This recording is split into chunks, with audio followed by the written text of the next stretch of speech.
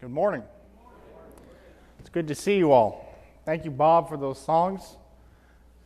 For Russ and Ryan on the table for your comments. If you're visiting with us, we're also very happy you're here. Recently, in the news, if you follow such things, I would recommend against it. But if you do, there was one personality on a talk show where they have several sitting around a table, was making mention of something the vice president said recently. He said that in his decision-making process, he consults God and God speaks to him. Now, him being evangelical, there were several articles that went about that explain what that phrase means. It says he consults the Bible and he prays about it and he seeks wisdom. Of course, the talk show host didn't know that, and I think refused to know that. They latched on to those words. He speaks to me. So, quote, she viewed the president's faith as, quote, a mental illness. Or in other words, insane. It can be very easy for us to feel that way sometimes in a world gone mad where it seems like everyone is against us, but I assure you, we are not the only ones.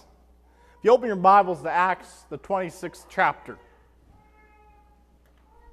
Acts, the 26th chapter, we'll be looking at several verses there. And so I would recommend you put a bookmark if you have one. But we want to look at a statement here, starting in the 24th verse. Here, Paul is appealing his case in the Roman legal system, and he gets before King Agrippa and Festus the governor. And he presents his case, and he talks about what he had been preaching to the Jews and why he was accused of doing these things. And he says in the 24th verse, as Paul was saying in his defense, Festus said in a loud voice, "Paul, you are out of your mind. Your great learning has driven you mad."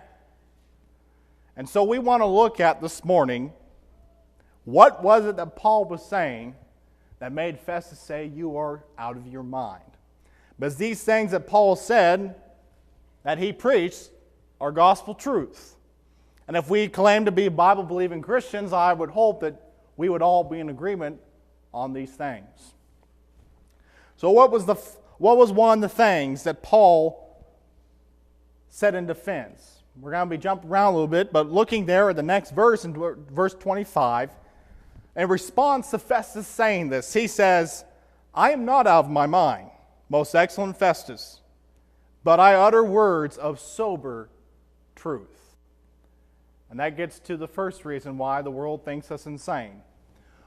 Christians believe that truth exists, and not only does it exist, but it is knowable and objective. He says there again, sober truth. And that's what truth does. It hits you like a ton of bricks. It sobers you up. It makes you come to your right mind. That reason alone could be our entire lesson. That could. Looking over in John chapter 18 here, jumping around a little bit, but John chapter 18, we see this discourse between Pilate and Jesus in his trial before the Romans. Looking at verse 38 here, after Pilate gets done questioning, and verse 37 for context, therefore Pilate said to him, "So you are a king?" Jesus answered, "My kingdom is not of this world. If my kingdom were of this world, then my servants would be fighting so that I would not be handed over to the Jews. But as it is, my kingdom is not of this realm." Sorry, you said correctly that I am a king. For this I have been born, and this I have come into the world, to testify to the truth. Everyone who is of the truth hears my voice. Pilate said to him, "What is truth?" And if you consider some of the commentaries of what other people have thought about this, the one consensus I've seen and I am partial to is the fact that after Jesus utters this, Pilate just turns away and just goes, "What is truth?" And starts walking away from him, just kind of throws his hands up in surrender or a non-committal stance. You see, this is the question that the world has been asking, and the world asks more frequently today. What is truth? And not that they want the answer, it's just they toss that question up and says, well, we can't know. What's true for me is not true for you, and vice versa. Everyone has their own truth. And this is the great lie that the world has bought into, that truth is relative. And the interesting thing is they're absolutely sure about that. But it's interesting that when it comes to the subject of truth, it's not that we're against truth. We demand truth in lots of areas from our loved ones. We think it's wrong, and we want truthful discourse in the marriage covenant. We get angry if our spouse lies to us, or our child lies about the grades he got on his report card. When it comes to our doctors, we want the truth about what's wrong with us and making sure we have the right medication and the right procedure. We've read about those tabloid news stories and take them as far as you want to. I don't trust them further than I can throw. About the mix-ups in surgery where the woman was given a baboon heart or something. We want to make sure the doctors are competent and accurately diagnosing what's wrong with us and prescribing the right solution. Our courts, as flawed as we may think they are, we want them to be truthful. We want to make sure that the truly guilty are convicted. Reference books. I would hope that if I buy a Chilton manual for my car, that it would have the truthful and accurate information so I can repair my vehicle.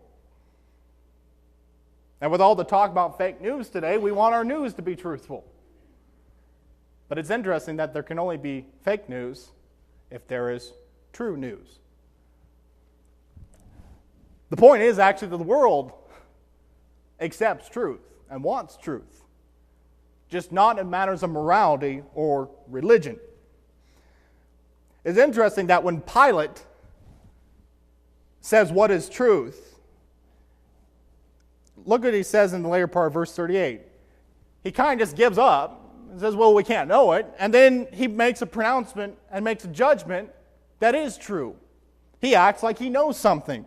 And when he had said this, he went out again to the Jews and said to them, I find no guilt in him.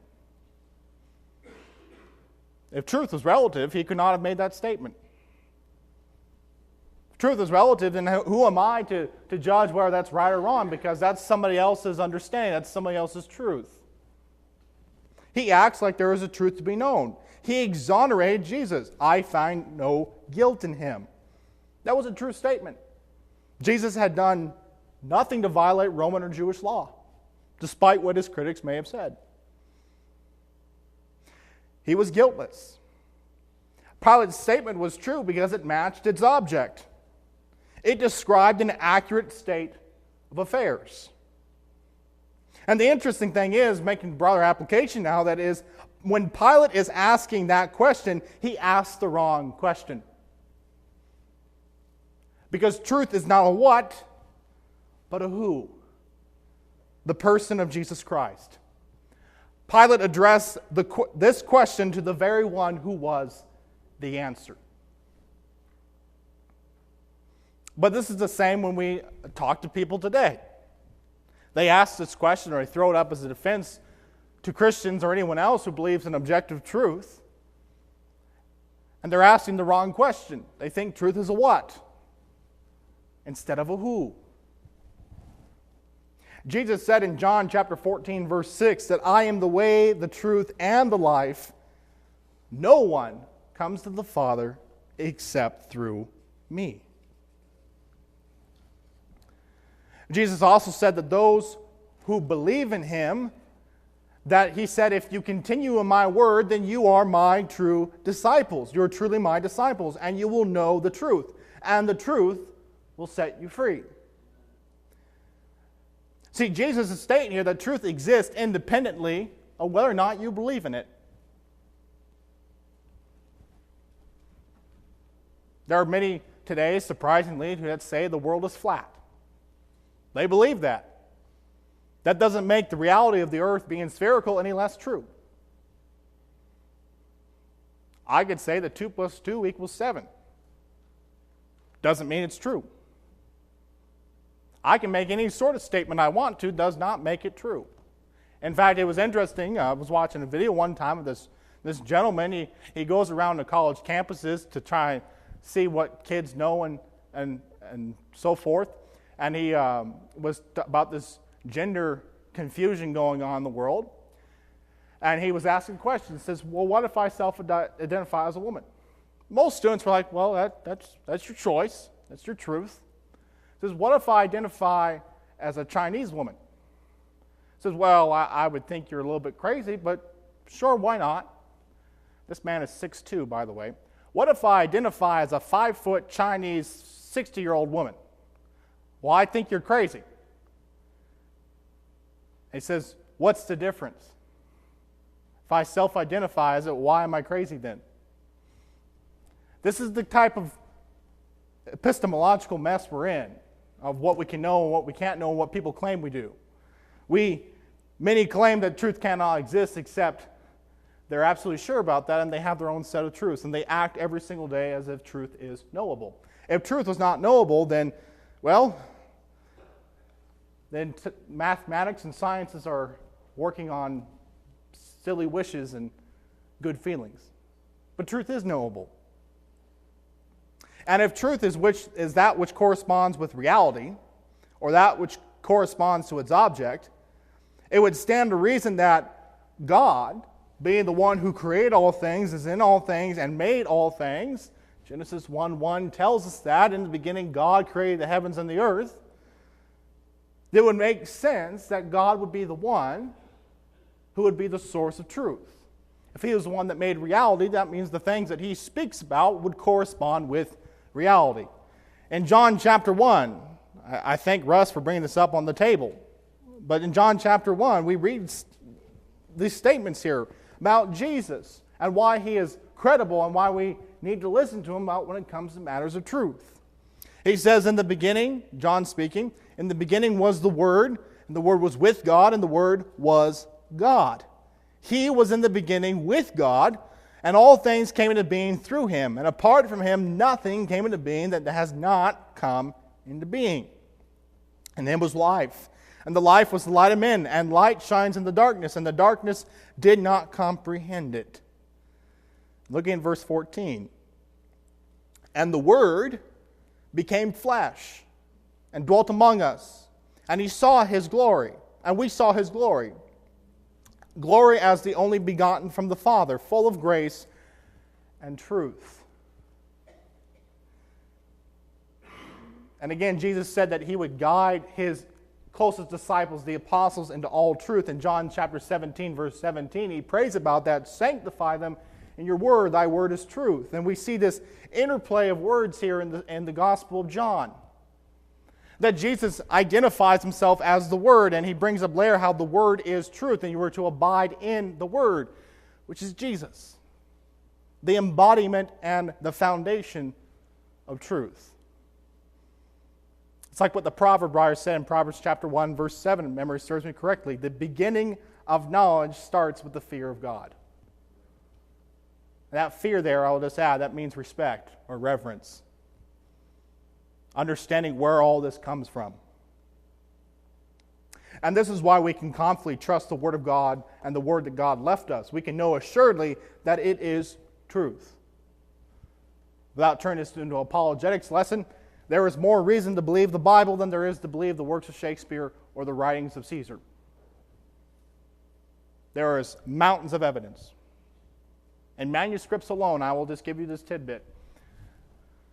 We have 4 copies of the Iliad written by Homer. That's it. That's all we have. We have 8,000 alone in Latin for the Bible. There are 3,000 in Syriac. Several thousands more in Greek. In fact, of ancient texts, it is the most well-attested and verified document we have in existence. And the only variations you find are the equivalent of somebody forgetting to put a period or dotting their I's. Grammatical mistakes. But the fact that we believe in truth baffles the world's mind. But this is not the only thing that Paul preached about that made Festus scream out that you're out of your mind. We believe that God is, God. This baffles many people's minds. In chapter 26 again, verse 8, going back to the beginning of the discourse here, he preaches about that which was promised to the Jews, the salvation, the things that was to come about concerning the Christ. And he says in verse 8, "Why is it considered incredible among you people that God does raise the dead?" In Romans chapter 1, verse 4, which is why this image is on the screen, speaking about Jesus, who was declared the Son of God with power by resurrection from the dead. It baffles individuals that Christians would believe an all-powerful God, or the fact that we would believe a God of that nature, all-knowing, all-powerful, ever-present, would actually act in according to what He is. I brought up the creation moments ago in Genesis 1:1. It baffles individuals that we think that the world was created by a God in the literal 6 days. In the beginning, God created the heavens and the earth. If God is truly all-powerful, that is within His realm and ability. To say otherwise is to put God in a box.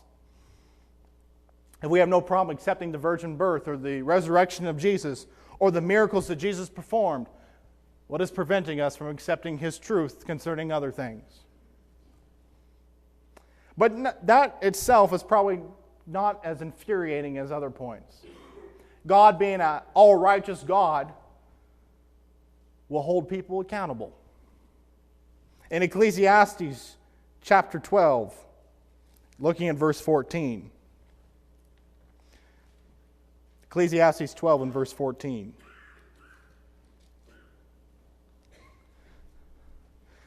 The wisdom writer, who had done everything in life, sought after pleasure, riches, fame, did it all, writes this book, and he says, the conclusion, when all has been heard, is this: fear God and keep His commandments, because this applies to every person. For God will bring to every act to judgment, everything which is hidden, whether good or evil. I remember when I had my first problems in high school dealing with a certain teacher who actually was, holding me accountable. I didn't like it. I bucked at it. I remember telling my dad, who is he to tell me what to do? He's only 30. He seemed really young to me. And he, as my dad can be, blunt, he sat me down and he says, that's not your place to question. He's above you. You don't have to like it. You don't have to like it. You don't have to agree with it. But you have to accept it. He's in a position of authority over you. And I grumbled. But he was right. Only C in English I ever got. But on a much grander scale, us Americans specifically don't like it when people tell us what to do. We love our freedom. Oh, we love that Bill of Rights. We see it on TV too. You watch those cop shows and you see the individual who's clearly caught in the wrong, and he gets arrested and he's just screaming the whole time, I know my rights, I know my rights. It doesn't matter if you know your rights. You got caught violating the law. If God, being the creator of the universe and endowing us with a soul and the creator of man, He is in the position of authority above us. And He will bring every act to judgment, as the Ecclesiastes writer has said.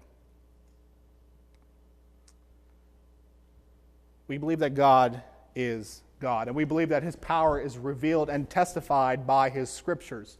In Matthew chapter 22 and verse 29, He says there, is speaking about the resurrection of the dead and rebuking the Pharisees and Sadducees, you are mistaken, not understanding the Scriptures nor the power of God.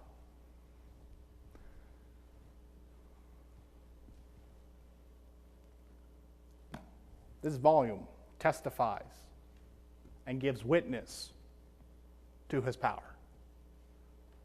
No other book has been so accurately and meticulously preserved throughout time.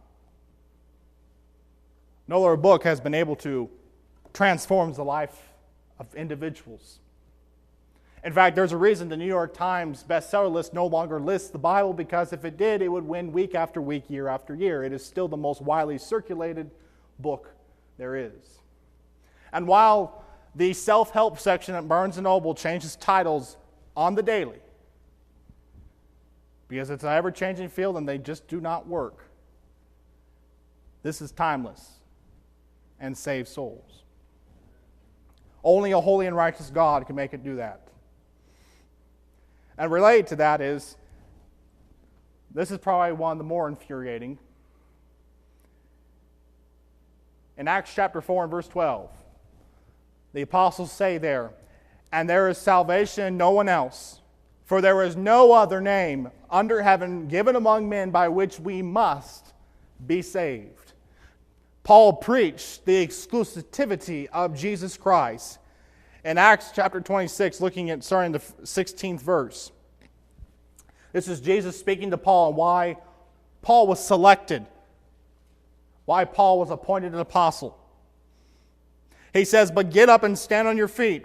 For this purpose I have appeared to you, to appoint you a minister and a witness, not only to the things which you have seen, but also to the things in which I will appear to you, rescuing you from the Jewish people and from the Gentiles to whom I am sending you, to open their eyes so that they may turn from darkness to light, from the domain of Satan to God, that they may receive forgiveness of sins and inheritance among those who have been sanctified by faith in me."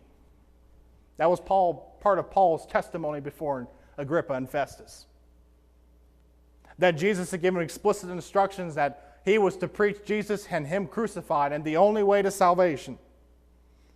See, tied to this idea of truth is relative is this thing called religious pluralism. It's this false idea that, well, all the religions are basically the same, so they're all true. That would be called, that's the one side of religious pluralism. If everybody's right, then no one can be wrong. Now, there's two major problems with that idea. One, it's just plain lazy. It's lazy thinking. If you buy into that idea today, I'm unapologetic about that. You are a lazy thinker. Because, and this ties into the second problem, religions are mutually exclusive.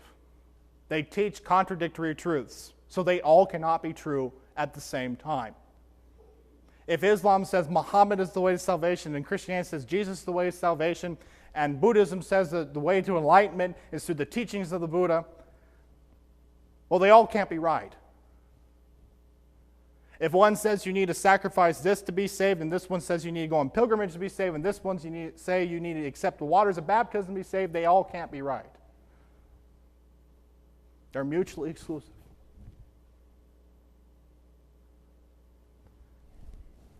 Talking to my uncle one time, he was mentioning about, he lives in California, and you'll see the tie-in in a moment. California's state constitution is ungovernable because of how they amended it years ago to where all you need is 51% to amend it. So what has happened? Every time there's a simple majority, a new amendment gets added to that constitution to where you have 4 or 5 different amendments that contradict one each other. And yet they're trying to hold it all together and govern from it. I don't think I need to list the case of why California is crazy. Making application. Religious pluralism is exactly like California's constitution. You are trying to hold together all these conflicting ideas and you just cannot do it. So somebody has to be right. I would hold, and I would defend this, that there is more evidence to believe in the case of Christianity than there is any other religion. And this is coming from somebody who was not raised explicitly religious. Somebody who had a lot of questions, who investigated this, who had his faith challenged again when he was in college, who I had to dig in and find and get really deep and figure out why, is this even believable? Is this credible? And I would tell you, I have more reason to believe the accounts of the Gospels than I do any of my historical events I did in my undergraduate studies. It is the most well-documented book and most reliable historical book there is. But considering also the words of Jesus here, if Jesus is true, then we have to make sense of what he said. In John chapter 10 and verse 9, he says, I am the door. If anyone enters through me, he will be saved and will go in and find pasture. The condition is you have to enter through him. And Paul, speaking to Timothy in 1 Timothy chapter 2 and verse 5, he says, there is one God and only one mediator between God and man. That is the man Jesus Christ. Jesus is the only way to salvation. This angers a lot of people. How dare you be so narrow-minded, they say. The problem is, if you keep so open in mind about everything else, your brain's going to fall out. It's just true. Remember my father Father told me this when I first was going on the internet and stuff. He says, don't believe everything. Because if you believe everything, you'll stand for nothing. I know he was paraphrasing that from somebody else, but he was notorious for doing that. It still is. But probably the number one reason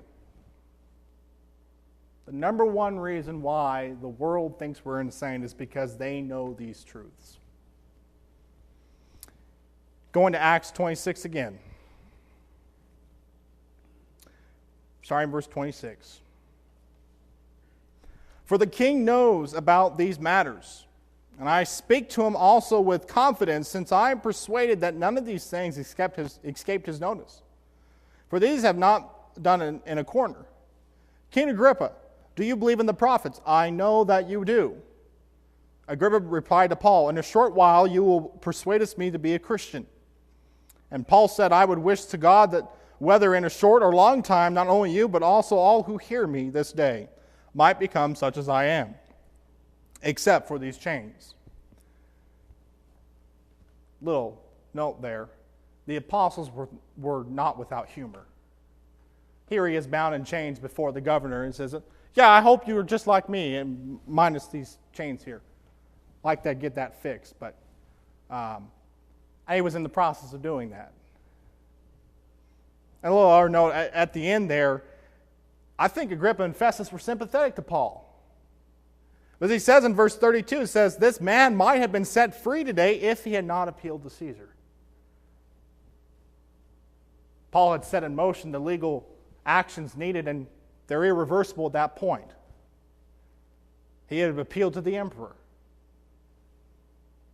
But the world knows these truths. King Agrippa raised in the land. Paul states that, I know you know what we're talking about. In fact, earlier in the chapter, he says, you are an expert in the questions and the customs of the Jews, and for this reason I am eager to present my case before you. Agrippa knew. But what about Festus, being a Gentile?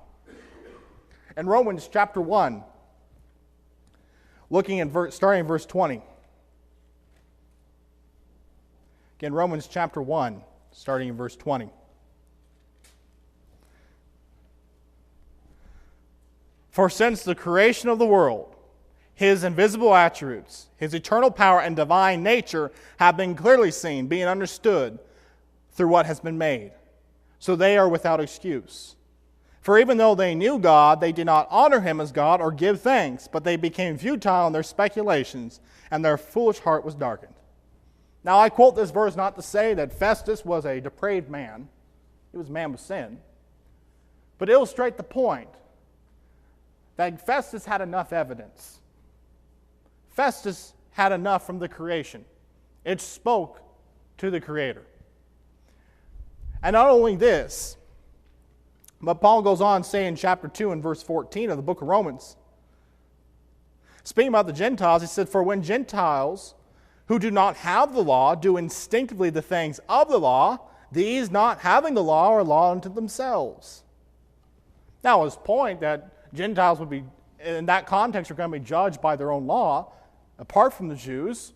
But the point I want to look at here is, They instinctively did the things of the law. By nature, as some translations say. God being the creator of the universe, it would stand to reason that there is a natural law, a baseline of civility that all men are born with. Now, we need further education, what is some more detail about what is morally wrong and right, but in a sense, in the most core of our being, we can sense injustice. And that bothers us. Those who claim that morality was evolved like in chimpanzees, this is wrong because we don't see the chimpanzees bicker. Bickering is a unique human characteristic. If today at lunch and I'm sitting across from Mark, if we have lunch today and I'm sitting across from him and I take something off his plate and I eat it, and I had no permission to do so, we're going to bicker. We're going to try and see some way to compensate. But why? Because we sensed, and Mark sensed an injustice. That's it. C.S. Lewis, we know him as the writer of Chronicles of Narnia and a great Christian apologetist, but he was an atheist for a long time. And his own recounting of how he got out of it, it came down to the problem of evil. And he said, because evil exists, therefore God can exist. But he got caught in this feedback loop. Why am I troubled by evil? Why? What about me is bothered by the fact that there's evil? And how can I call it evil? And he didn't want to accept God, but he gets caught in this feedback loop. Well, if evil exists, then therefore good must exist. But he kept on coming back to the question, why am I bothered by evil? And his conclusion was, somewhere somebody instilled upon me at birth a sense of right and wrong and a hatred for injustice. And his only conclusion was there had to be a creator. When we see protests on TV, or we see recent court battles about who can marry and who cannot, we may disagree with them outwardly, we may disagree with the point, about marriage, for example. But their core motivation is a sense of injustice. They may have perceived the injustice wrong, but they sense one. And so they act upon it. We need further training. That way our conscience is in line with God's, but at our core being, we understand. And because of that, the world knows on some level that God exists and we are going to be held accountable to Him. It comes down to fear of accountability. Man's rejection of religious and moral truth is often on volitional rather than intellectual grounds. We just don't want to be held accountable. It is our preferences against Christianity, not the arguments, that men reject Christ. I believe and I am a Christian because of the overwhelming evidence that it is true.